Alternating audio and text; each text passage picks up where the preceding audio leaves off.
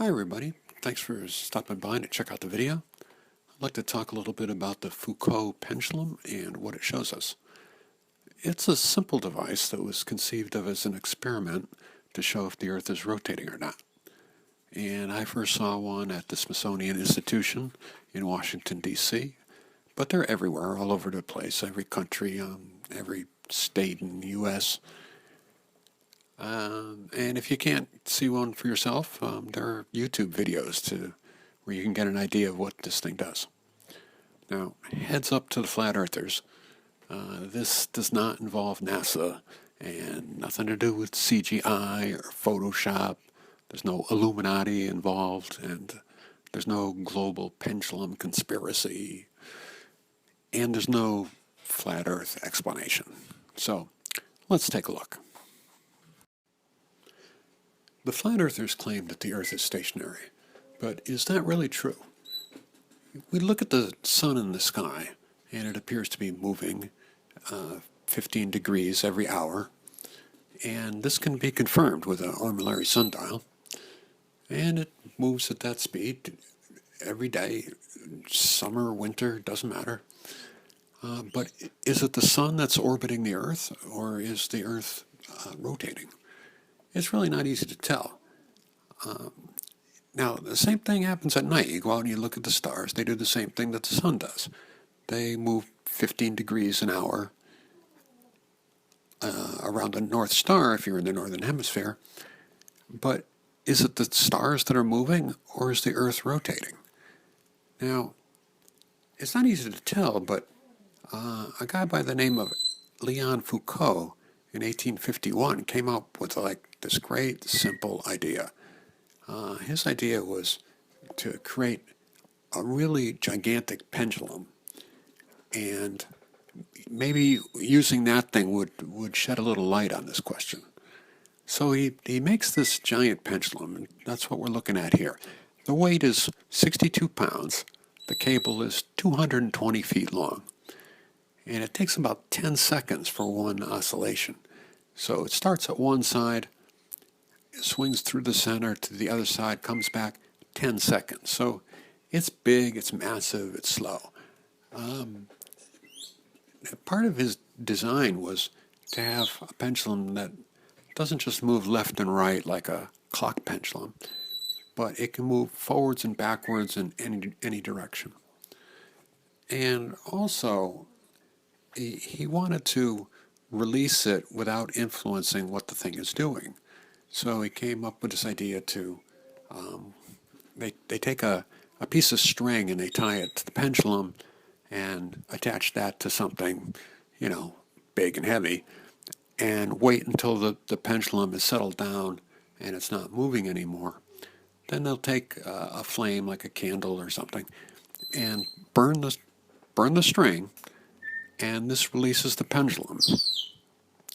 Now, if the pendulum swings freely, goes across, returns back to its starting point, if it does that hour after hour, day after day, well, matter's settled. The Earth's not moving. But if while the pendulum is swinging, while it's in motion, if the Earth is rotating counterclockwise under it, then it's going to appear to the observers that the pendulum is advancing clockwise. And of course, if it doesn't do that, then the Earth is stationary. Now, he made this thing, and they installed it in Paris, and sure enough, you know what happened. It was moving, okay? It didn't return to the same spot. It advanced clockwise. Now, why, you might say, why does this demonstrate the rotation of the Earth?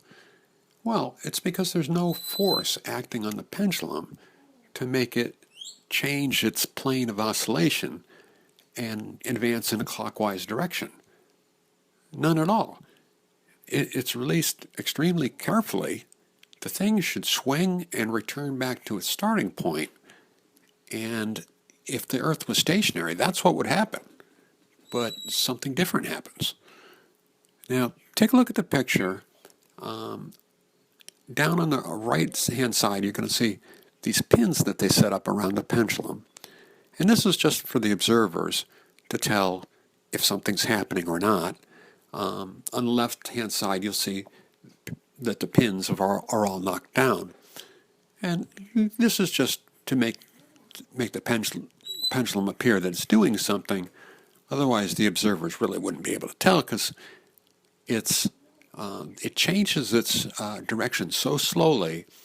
It's like less than half the speed of the hour hand on your watch. So that's pretty slow. Now, when they first made this thing, it was confirmed in other locations, so it was working, and Foucault was like a sensation. And pretty soon, they built them in other locations all over the world. And today they're in London and Moscow and Tokyo. They're all over the United States, probably every state. And they all do the same thing. They advance clockwise. Now, this whole thing with this pendulum, it creates a couple problems for this flat Earth idea that the Earth is stationary. First of all, that it advances at all. It shouldn't be moving clockwise. It should be stationary. It should be coming back to the starting point, but it doesn't do that. The second problem is when they installed the pendulum south of the equator in the southern hemisphere, in Australia and Brazil and South Africa, the pendulum advances counterclockwise, the opposite direction that it does in the north. Now, really, there's no flat Earth explanation for that. Why would it rotate at all? And on top of that, it's doing the opposite based on where it's installed. And it does a third thing that's really more subtle, perhaps.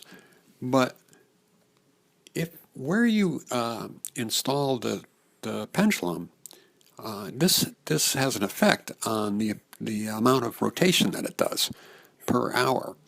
For example, if you were to build it right on the North Pole, the Earth is going to rotate 15 degrees every hour. The pendulum is going to show that 15 degrees. But the further you are from the North Pole, and the closer you are to the equator, the less rotation that the pendulum has. And the amount that it moves per hour can be calculated.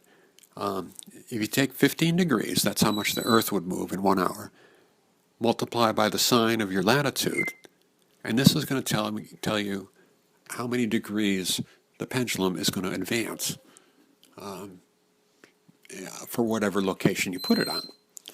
So the result of this is that you can, if you didn't know what your latitude was, you could set the pendulum in motion, measure the angular movement in 1 hour, and you would take that, divide by 15, the arc sine of the angle divided by 15 is going to tell you the latitude.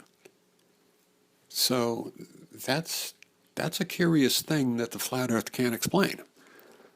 Now, if you put it all together, the rotation shows the movement of the Earth. The direction it's moving in shows what hemisphere you're on.